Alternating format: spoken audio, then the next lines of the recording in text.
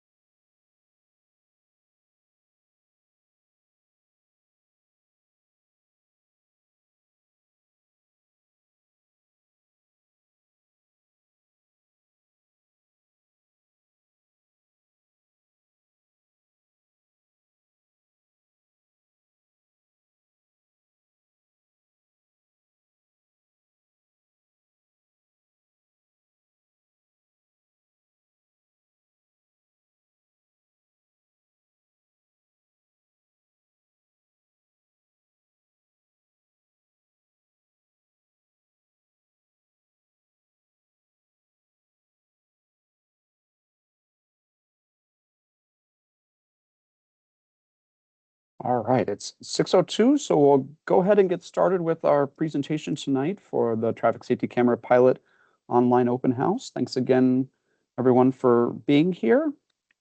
My name is Ethan Foley. I am the Vision Zero program coordinator for the city of Minneapolis. I coordinate the city's traffic safety effort called Vision Zero, which works to get to zero traffic deaths and severe injuries on our streets.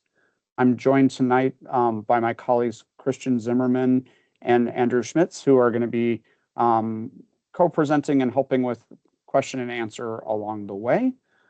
So you'll hear from them as well. Great. Figure out how to move things forward.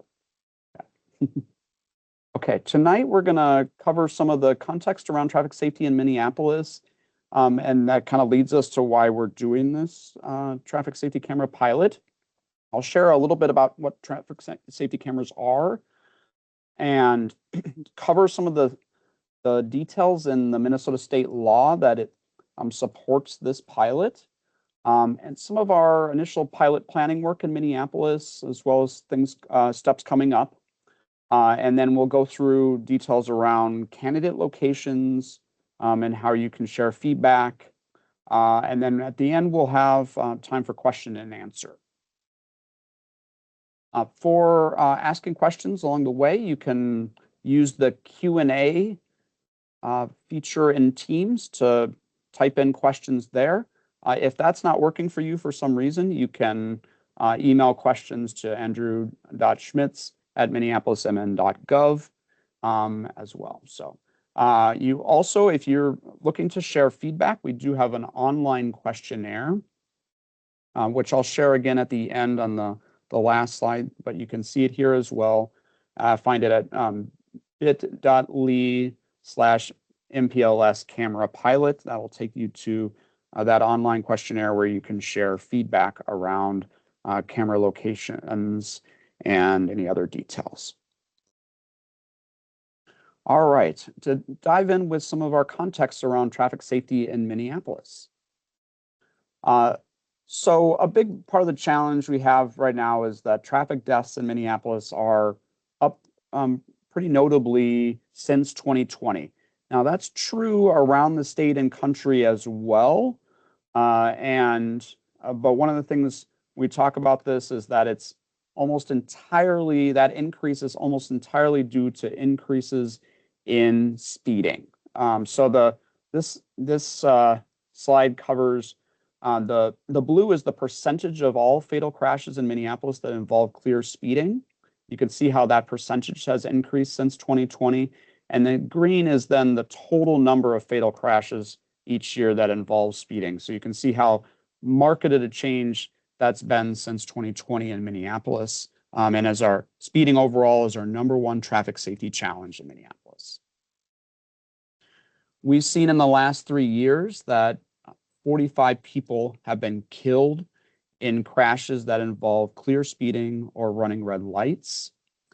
One of the things I think is important to note with this is that many of these folks were not speeding or running a red light themselves. They were totally innocent, walking across the street or driving to school, and were hit by someone who was speeding or running a red light and killed. So I mentioned some stats. I think it's also just important to recognize that all of those folks are people that should be here. Those deaths are unacceptable. Here are the names of folks who were killed in traffic crashes in Minneapolis in 2023. There are so many stories with each of these, but I recognize, just a couple. Just this past fall, we had a young woman who was a freshman at the University of Minnesota walking back from a study session, who was hit and killed crossing the street by a driver who ran a red light at more than 50 miles an hour. The year before, there was a mother who was crossing the street with her kids, and her last act before she was hit and killed was to push her kids out of the way of a driver who was speeding, running through a red light. It's just heartbreaking. And every other story here is unacceptable, and we are working to make it safe for everyone to move around our city. So just take a moment to reflect on the lives lost that should be.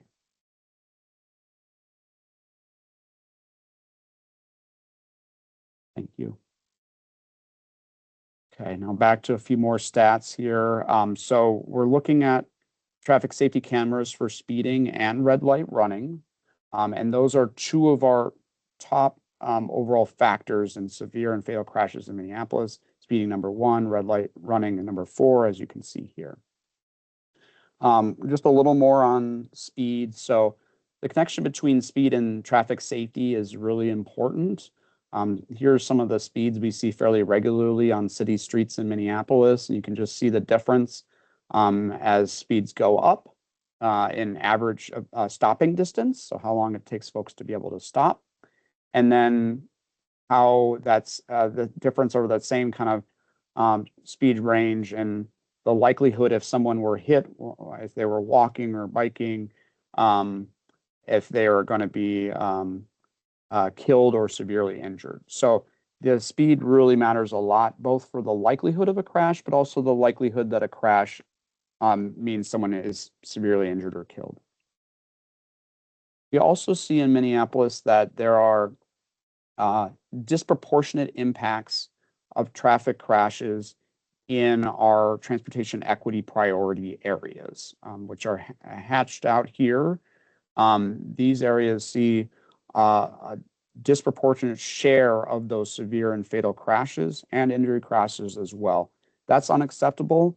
Folks in all parts of our city should be safe to move around, and we're working to address these challenges. I also want to acknowledge when we get to conversations around things like traffic safety camera and involved enforcement, equity in enforcement and in traffic safety, those things are complex. And so one of the things that we're really working to hear from folks around is, particularly in our equity priority areas, is do you see traffic safety cameras as a good solution in your neighborhood to help with the traffic safety challenges?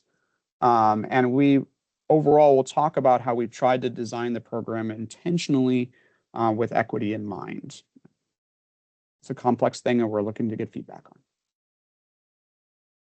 So I think it's important to just say that really clearly that traffic safety cameras are just one part of our overall traffic safety work in Minneapolis. So I'll talk through a couple of the other key priorities that we're working on. Traffic safety cameras and our other traffic safety priorities are identified in the city's adopted Vision Zero action plan. So first of all, you might have seen, you probably have seen some of these yellow or white plastic posts around town. That's part of our work to install quick build, so get them out quickly, safety treatments at as many intersections as possible on our high injury streets. So these high injury streets are the streets where we see the most severe and fatal crashes. And we're working to install these treatments as fast as we can. So since 2021, we've installed improvements at more than 300 intersections. And we are working to move from those plastic posts to more concrete treatments as well. So you can see a map of where these have been.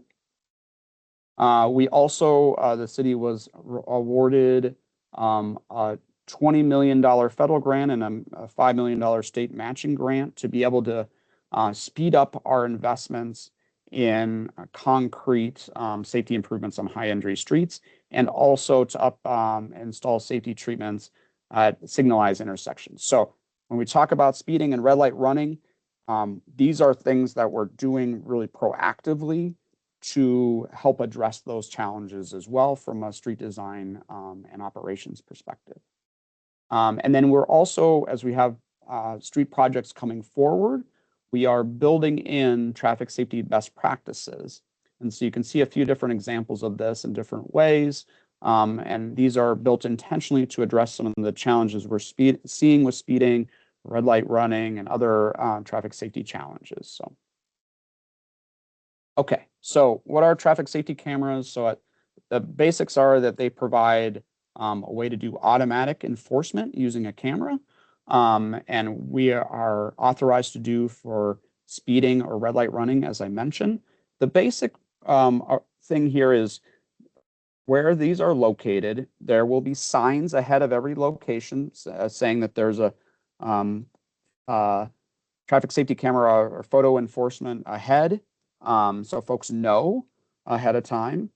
And then if the camera senses someone a vehicle going 10 or more miles an hour over the speed limit or run a red light, then it would capture a picture of the back license plate and the vehicle in context. And then from that, after a review, a warning first, and then citation would be mailed to the vehicle, or I should say citations kick in after multiple violations. So after you received a warning, then you can get to a citation. But that's sent to the owner of the vehicle. So we'll talk more details, but that's the basics of how it works. Such systems are used in 29 states and Washington, D.C., either for red light running or speeding or both. So there's a lot of examples that we can draw from and learn from, and we have for setting up this pilot. Speed safety cameras are in about 305 different communities around the country, and these are really proven to improve safety. So MnDOT looked at the research around this topic, and you can see here that they found that every study of these systems in the United States found reductions in traffic deaths, injuries, crashes, and speeds. It's a very proven way to improve traffic safety. Red light cameras are in a few more cities, so about 342 cities around the country.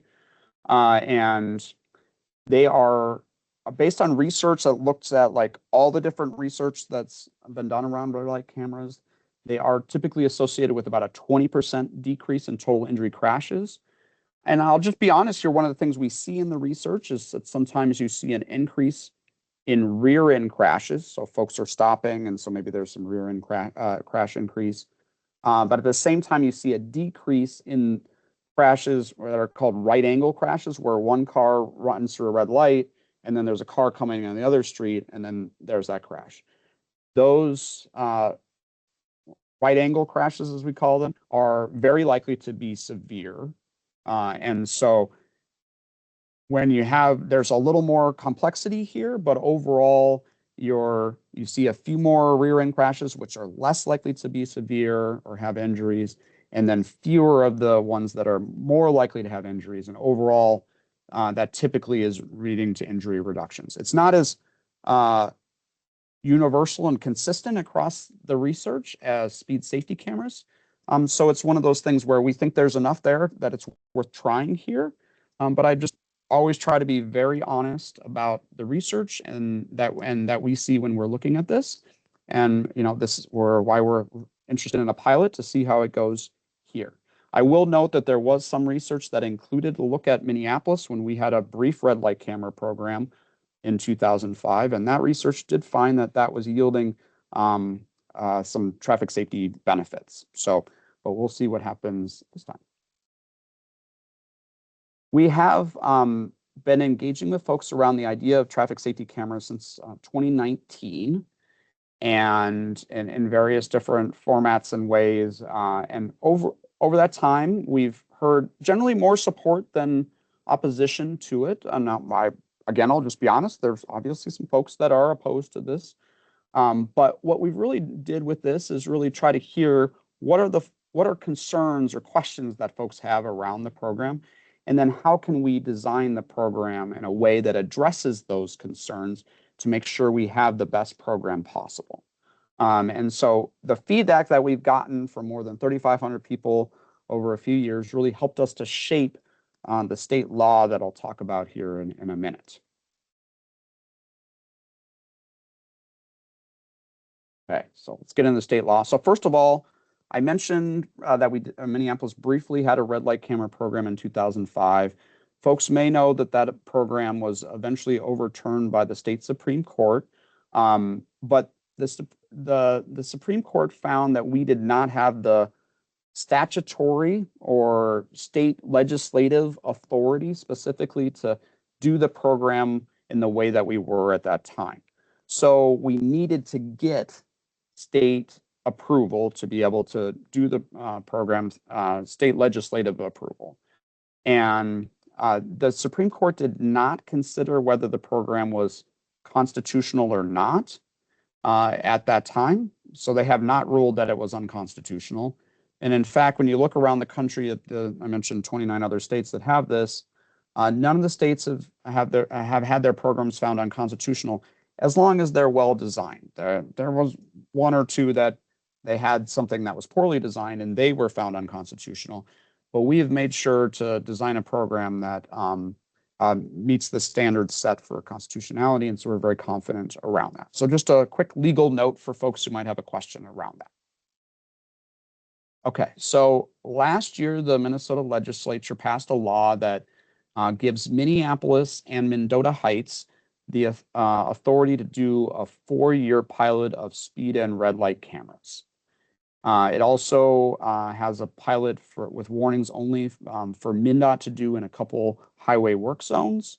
As part of the law, there are requirements for independent evaluation and reports back to the legislature to help inform whether there might be future authority beyond the pilot period. There are a lot of details built into the state law to protect for fairness, equity, and privacy. Those things are really important for this program to be successful, and I'll talk a little bit about that. So first of all, I know there's a lot of information on the slide, so I'm not going to try to go through all these details, but I know some folks might be interested. So one of the things we're really trying to do is make sure that this can be fair and equitable. And so we set up the program really focused on the core goal of how do we use these traffic safety cameras to reduce unsafe behavior while not being unnecessarily punitive. So the program is set up that the first violation is a warning. The second violation is a citation, which are set at $40 as the base level. And you have an opportunity with that that first citation that you're getting to take a free traffic safety class instead of paying that citation. And then after that, subsequent violations would be that $40 citation, or $80 if you're going 20 or more over the speed limit. Those are much lower levels than you get than the fines and fees that you would get if you were pulled over by an officer for speeding or running a red light. These also don't go on your driver's records, and they can't escalate in the other ways as well. So we really tried to be intentional about that, the design of this system. We also have heard concerns around the potential of these cameras being used for general surveillance. And so there are a lot of provisions in state law to protect against that. The cameras can only be used for enforcing speeding or red light running. And they can only take a picture of the back license plate in the vehicle in this context. They can't have any pictures that have anybody personally identifiable. The cameras can also only record information if they sense a violation. The camera will be up there, but if no one is speeding or running a red light or whatever we have set up at that location, then the camera isn't recording any information. And so that's just set up that way intentionally. There's also a lot of data practices protections that built into the state law as well to make sure that data is secure and is handled well. I will acknowledge that I am not a data practices expert, and so I really appreciate that we did have data practices experts who worked with us to shape the provisions, those provisions in the state law. Some other things that may be of interest to folks are in Minneapolis, our police department is not allowed to be involved with the pilot under state law. We have to report out on information from our pilot to help inform that independent evaluation, but also so folks can see how it's going. The focus of this is definitely not generating revenue, but there will be citation revenue that comes in. Any citation revenue that is generated that's above the cost to operate the traffic safety cameras must go towards implementing traffic safety and traffic calming measures under the state law. And then the state will be setting standards that we have to follow around a variety of topics to make sure that we have a good system. Okay, just a couple notes on where we're at in pilot planning in Minneapolis. First of all, I want to share our goals for this pilot. Now, obviously, at the core, we are trying to make our streets safer and improve traffic safety. But that alone is not enough for this pilot to be successful. We need to also be implementing the system fairly and equitably and efficiently in a way that allows us to build trust with our community. And so I know that some folks have questions or concerns. I'll just be honest. There are very legitimate questions or concerns people could have. And we've really worked to design the system in a way to address those. But we know it's really important to do this program well. And so that's a real focus for us. Let's talk timeline a little bit. So the state legislature passed the authority for us to do this pilot last late spring. Since then, we've been setting up some details to be able to create the pilot here, and so that we can launch as early as August 1st this year.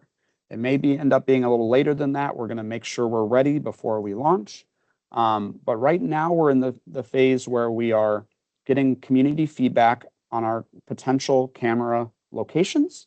And then we'll be finalizing those locations this summer before sharing a lot more information in a public information campaign ahead of launch. With that, I'm going to pass it over to my colleague Christian to share more about camera locations. Good evening, everyone. Hi, I'm Christian Zimmerman. I am a transportation planner with Minneapolis Public Works. So I just want to walk through the next several slides regarding our potential camera locations that we have here. So as Ethan has outlined, there are many aspects to the state law that help kind of guide this pilot. And part of that is the number of locations that we can have during the pilot, which is maxed out at 42. We don't anticipate having 42 locations when we start, rather starting with approximately 5 speed camera locations, and then expanding that potentially up to 10 plus locations in 2026 with the addition of adding those red light cameras. So Public Works began working on a camera location study in the fall of 2024, and this has been data-driven work that we've done. And so it really focused on crash analyses, speed and red light running data, and then also bringing in the REF, the racial equity framework, and our TEP scores throughout the city to put an equity lens to this and create these socioeconomic and geographically differentiated aspects throughout the city. And then as we're doing right now, we're doing our community engagement push where we're hearing from the community, kind of fine-tuning these aspects and learning about our locations in this study that we've done to date, with this all culminating in the summer of this year, 2025. So our camera locations. So again, these are state requirements that helped guide this study. And so the map on the right that you can see here outlined with that yellow line for the city border. And then within that, we used really a buffer aspect that you can see. So the light areas are the areas in which locations can be based. And so that is based off of they have to be on a local study that we're currently completing. The 2,000 feet within a school must be locations with a traffic safety concern, and they also need to be distributed fairly throughout the city. And so when you take those aspects into play and you start putting the data to it, you start to outline what these buffer areas are on the map on the right. So all those light colored areas are all the areas that can be located with a camera. The darker areas fall outside of those areas. So most of the city that you can see is within kind of the state requirements. So this led us, as we performed this analysis in these studies, this led us to kind of narrow down and figure out where are these locations starting to make sense with the highest priorities. And so the map on the right is the outcome of that.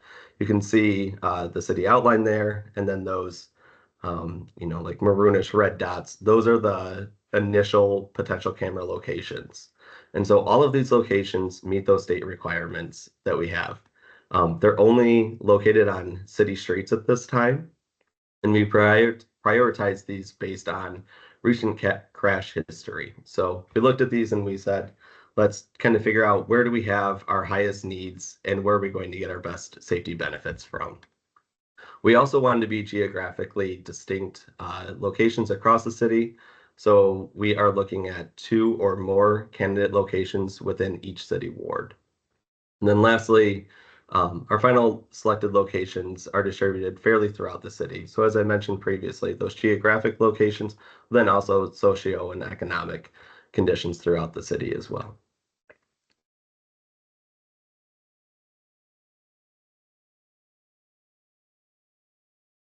So selecting our final locations. So as I mentioned, we are still working on that study, bringing in our community engagement and finalizing that later this year in the summer. So from that, the community engagement that we're receiving right now and through these open houses and other aspects that we're performing, we are starting with those 5 initial speed camera locations, which will be shaped by your feedback. Additionally, these priority locations can have expansion for the pilot as we reach the middle of 2026.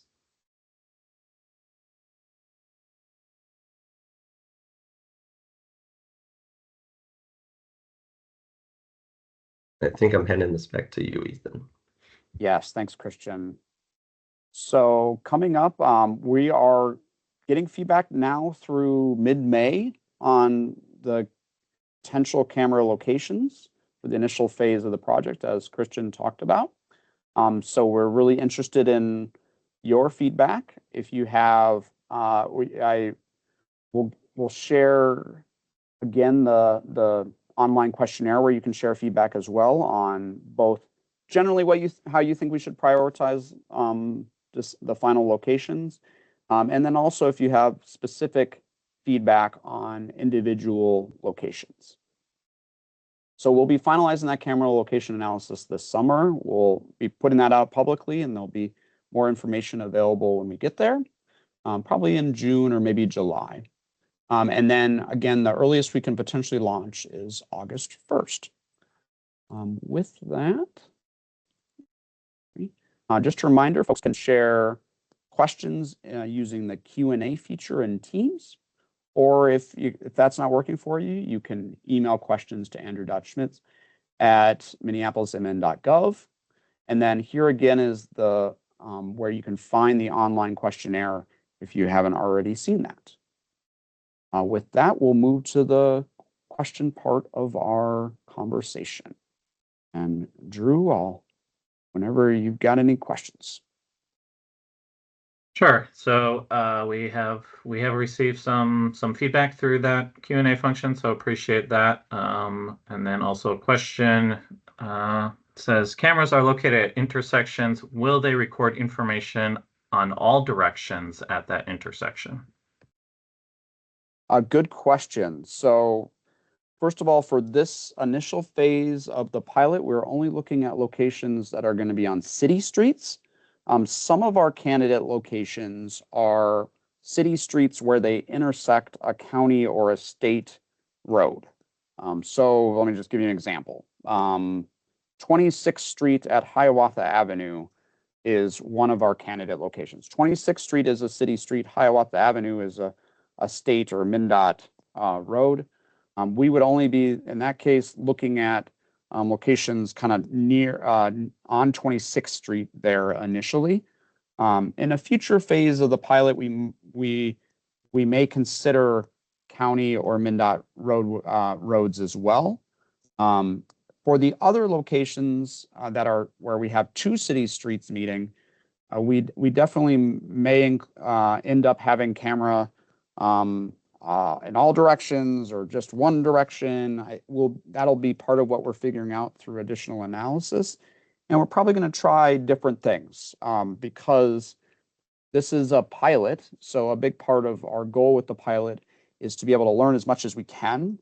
And so we want to be able to evaluate different things. So we're going to be starting with speed safety cameras, but then we're going to add red light cameras.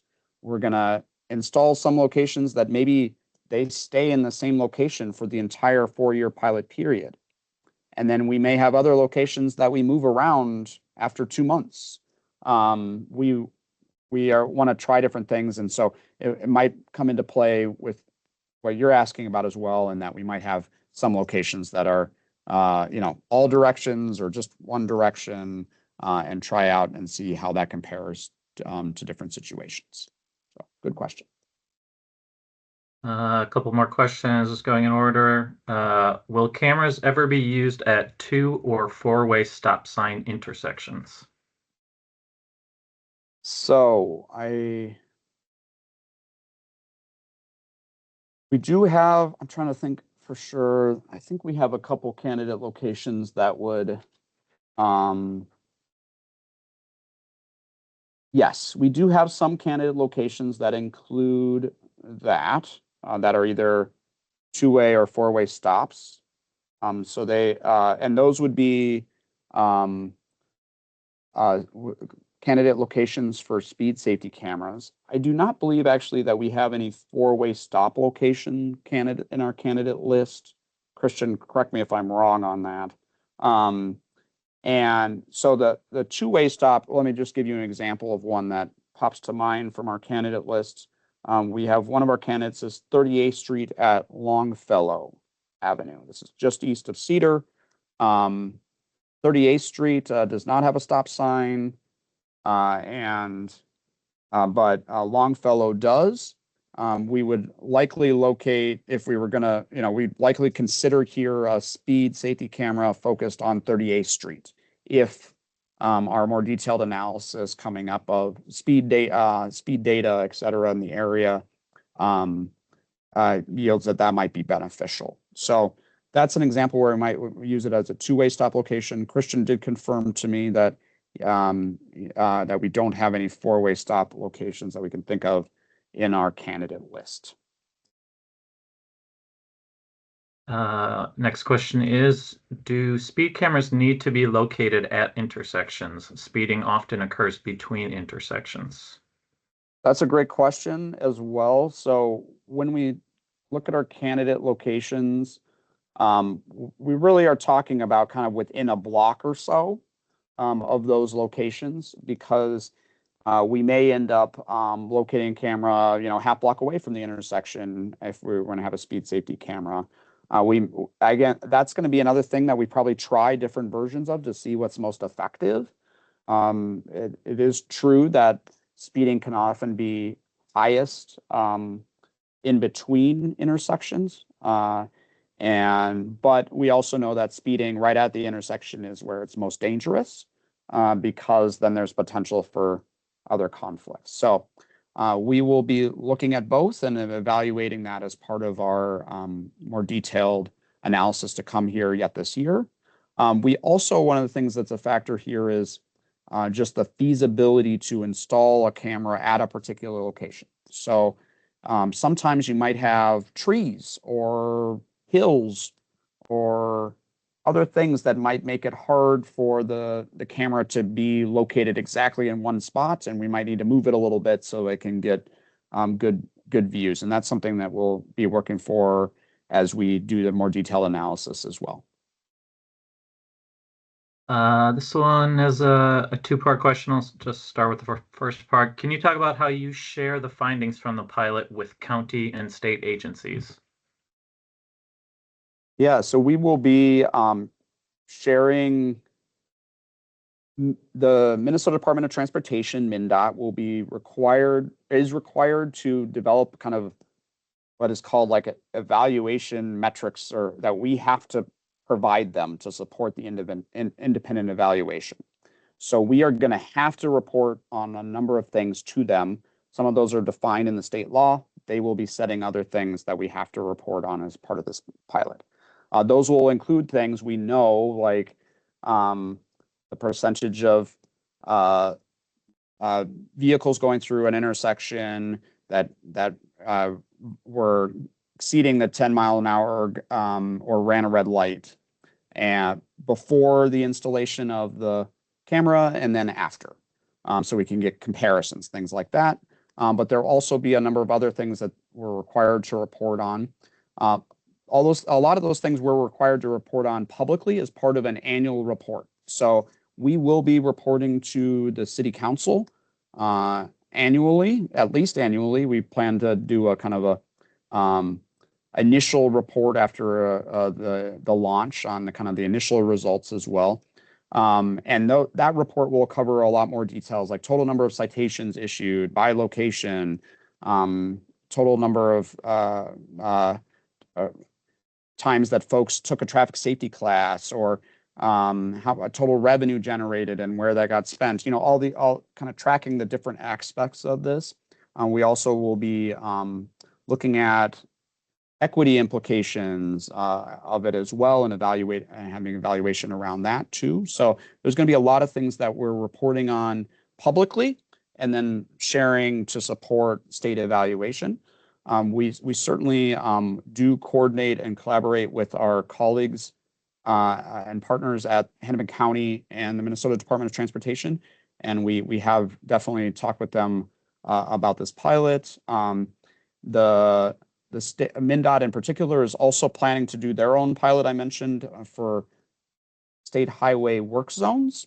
Theirs will be a little different, but we've definitely been sharing kind of information and collaborating with them as they're doing research and we're doing research to prepare for our pilots. And then they will, as I mentioned as well, they're going to be setting some standards, and so we're part of that process as well. So there's a lot of collaboration happening. And then the second part of that question, is there a prohibition on using county and MnDOT roads in the pilot? The state law requires that we get approval from the county or MnDOT in order to locate cameras on their roadways. So we're not prohibited, but we do need their approval. Do you know yet what the language on the camera ahead signs is going to be? I do not, because that's one of the things that the Minnesota Department of Transportation will set in standard. And so it'll be uniform across the state. I think I included, let me just go back to some examples, or maybe I only had one example from other states. Sorry, this is farther back than there. Okay, so here's one example. You can see, here's another example. Here's another example. So, there are a few different examples. We will have a standard sign that is it's going to be similar to these in some way, but it's very clear, and that's set at the state level. So it'll be the same in Minneapolis. It'll be the same in when they have highway work zones. It'll be the same in Mendota Heights and any future locations at the pilot, if there's authority extend beyond the pilot period. And do you know how far ahead of the cameras that the signs will be located? That is another detail that the Minnesota Department of Transportation will set as a state standard that we have to follow. So I don't know yet, but certainly that will be enough in advance so that folks are able to slow down. I mean, the goal overall is, hey, if everybody slows down upon seeing that sign, then great. And what I will say is, when I do research into other cities around what they've seen, let's imagine we have a location for a speed safety camera where initially ahead of install, about 5% of drivers were going 10 or more miles an hour over the speed limit. What they regularly see, I've seen in other cities, is that just from that sign right off the top, you're going to cut that down right away. But then once the warnings or citations start and people get those, within a few months, you're going to be down often to around 0.5% of drivers speeding 10 or more miles an hour of the speed limit. So a really significant reduction in speeding from the system overall. And a lot of that is the signage, and that's what we want. We want folks to know that they're there so they slow down because we want to improve safety. That's our goal. So the hope is we don't have to send out any warnings or citations and people are just responding to the signage. That would be fantastic. Great. I think you've somewhat covered this with the discussion on the signage, but question is, how prominent will the cameras be? Will drivers be able to easily spot them or otherwise be marked? So the signage is going to be really the way that folks will know that they're upcoming. I've honestly had questions about, are they already out? Because there obviously are cameras on a lot of our signals today, and those are used for operations of traffic safety cameras, and so or not the traffic safety cameras, the operations of our traffic signals, I should say. And so we don't have any traffic safety cameras out currently in Minneapolis. But they won't look that different than some of the cameras that are out there. So it'll be more the signage that folks will see.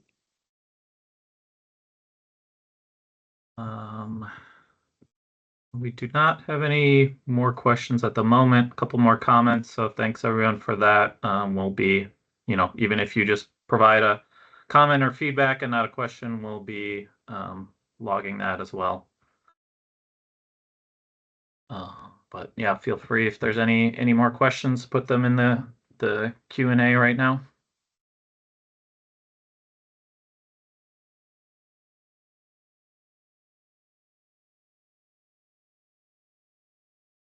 And I will just highlight that we have our webpage up for the program is here at minneapolismn.gov/traffic-safety-cameras.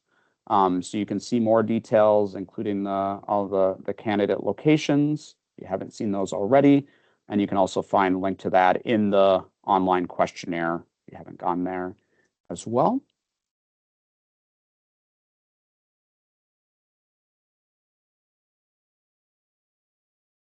And I realize if you don't have any more questions, you can certainly head out. We'll hang around for at least 5 more minutes in case anybody hops on and has any additional questions.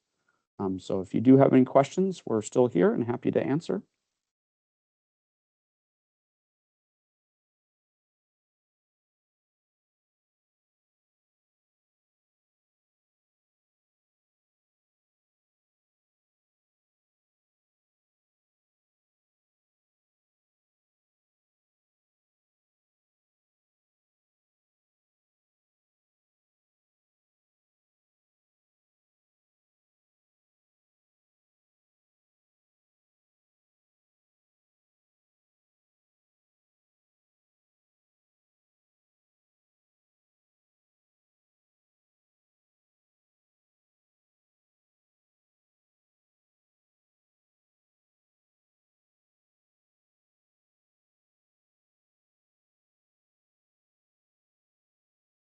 Okay, we have another question.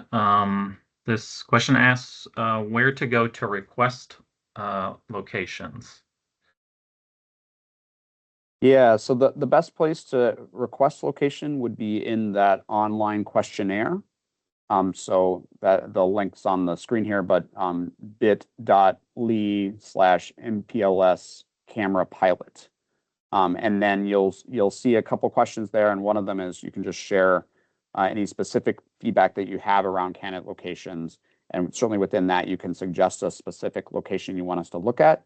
We definitely will be looking at locations that folks suggest as we do our final review and more detailed analysis coming up. I will say we're most likely for the initial 5 locations going to be choosing from the 51 candidate locations that we've put out publicly, but we certainly are open to considering other folks' ideas in a future stage of the pilot after the launch period, and we could include those as part of the analysis that we're doing and report this summer. So appreciate those suggestions.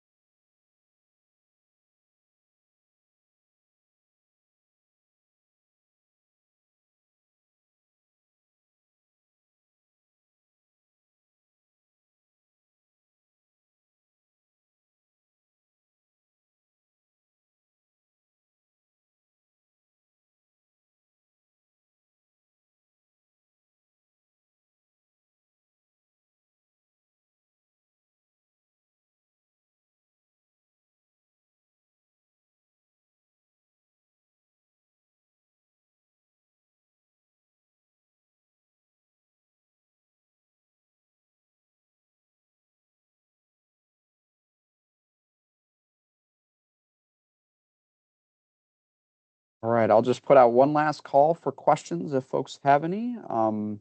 So if you do have any final questions, please do put them in the Q&A feature.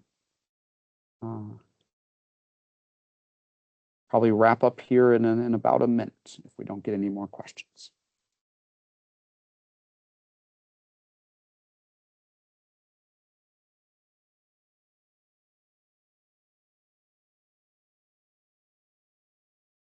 We do have another question. Is pedestrian/bike traffic a factor in considering potential camera locations? And notes that any potential incidents are more likely to be fatal to those outside of a car. Good question. So you'll see in our online questionnaire that we're getting feedback on kind of different things we might use to help prioritize our final camera locations. And we do have some things that are getting at pedestrian and bicycle demand. So you can share that you would like us to prioritize those things. Right now, I think we may consider that.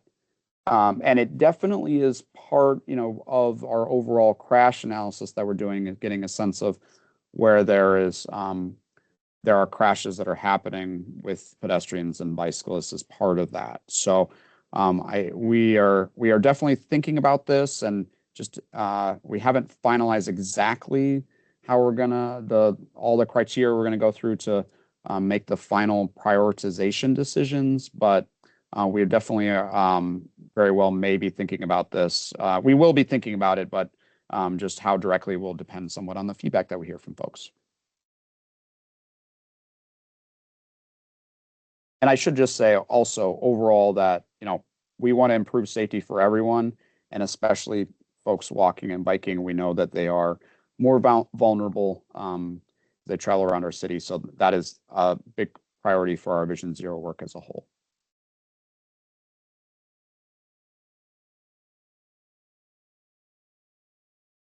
All right. Well, thank you all for joining us tonight. Thanks for the questions and your feedback and comments. And thanks please do go fill out the online questionnaire and share your feedback. And if you have any other questions you think of, you can always reach out to us.